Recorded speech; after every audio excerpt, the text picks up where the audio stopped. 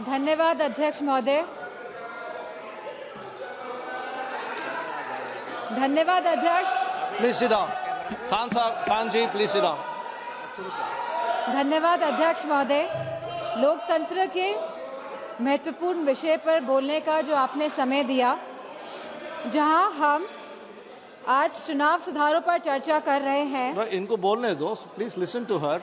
चुनाव आयोग एक संवैधानिक ढांचा है जिसे निष्पक्ष तरीके से काम करना चाहिए, लेकिन हाल में देखने को मिला है कि ये चुनाव आयोग पूरी तरह सरकार के इशारे में काम कर रहा है, या यूं कहें कि पूरी तरह समर्पित होकर सरकार के लिए काम कर रहा है।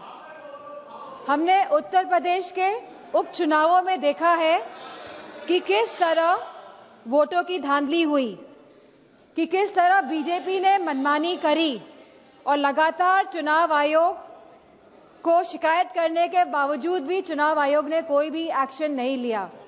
और इसी के साथ यह भी देखने को मिला कि पुलिस खुद सादे कपड़े पहनकर वोट डालती नजर आई बूथ के अंदर, लेकिन चुनाव आयोग ने कोई भी अधिकारियों के खिलाफ कार्रवाई नहीं करी।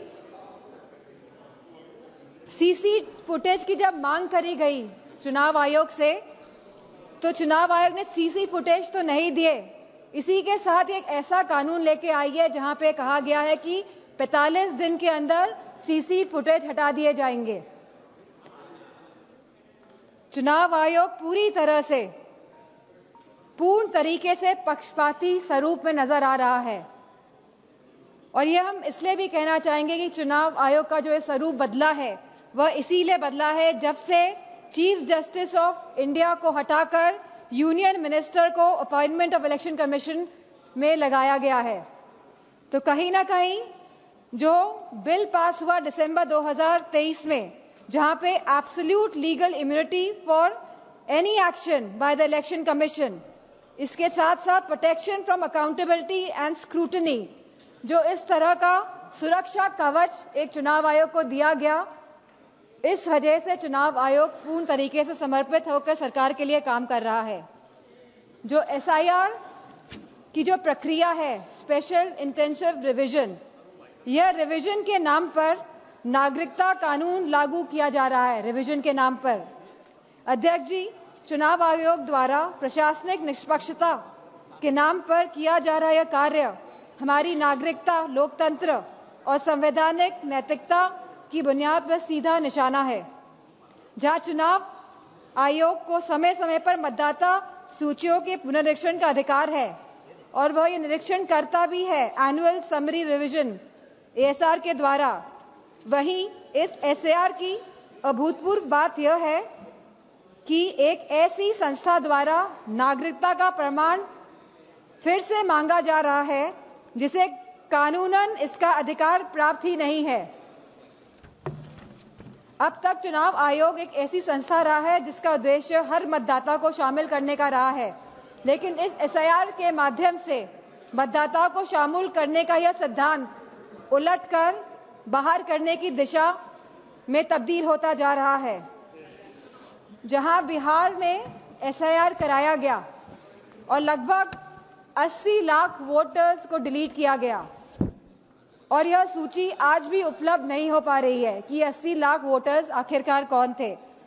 वहीं एसआईआर के बाद भी अंतिम मतदाता सूची में लगभग 14 लाख से अधिक डुप्लीकेट वोटर्स पाए गए, और इसमें भी लगभग 3.5 मतदाताओं के दोनों वोटर आईडी कार्ड पर एक ही विवरण दर्ज कराया गया है। अब ये एसआईआर की प्रक्रिया उत्तर प्रदेश में भी चल रही है, जहां बीएलओ को कोई भी प्रशिक्षण नहीं दिया गया है, जहां लगभग 10 से ज्यादा बीएलओ ने काम के बोझ की वजह से आत्महत्या करी है, और वेस्ट बंगाल में भी लगभग 20 बीएलओ ने आत्महत्या करी है।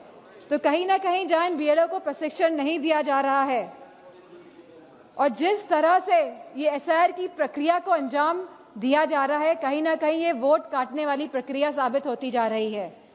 तो हमारी मांग है कि जिस तरह सत्ता पक्ष के लोग कहते हैं कि हम बिहार का चुनाव जीते, तो अगर आप वाकई में चुनाव लड़ रहे हैं और जीत रहे हैं, तो हमारी ये मांग है कि आप सीजीआई को वापस अपॉइंटमेंट कमेटी में इंडक्ट करें। और जो आपने सुरक्षा कवच इलेक्शन कमीशन को दिया हुआ है, आप इस सुरक्षा कवच को भी हटाएं। और इसी के साथ समाजवादी पार्टी की यह मांग है कि बैलेट पेपर के माध्यम से ही चुनाव इस देश में कराया जाए। और जिस तरह के मॉनेटरी बेनिफिट्स जब चुनाव किसी राज्य में चल रहा है आप बैंक खातों में पहुंचा रहे हैं, तो मेरा यह मानना है कि कहीं ना कहीं ये वोट जो लोग डाल रहे हैं, वोट डालने में भी इसका इफेक्ट होता है, तो इसे बंद करा जाए। इन्हीं शब्दों के साथ मैं ये बात भी कहना चाहूंगी कि ये जो नागरिकता कानून है, जो ये एसआईआर जो ये लाया जा रहा है, इसे हटाया जाए, जिससे कि सही मायनों में लोगों के वोटों का अधिकार सुरक्षित रह सके।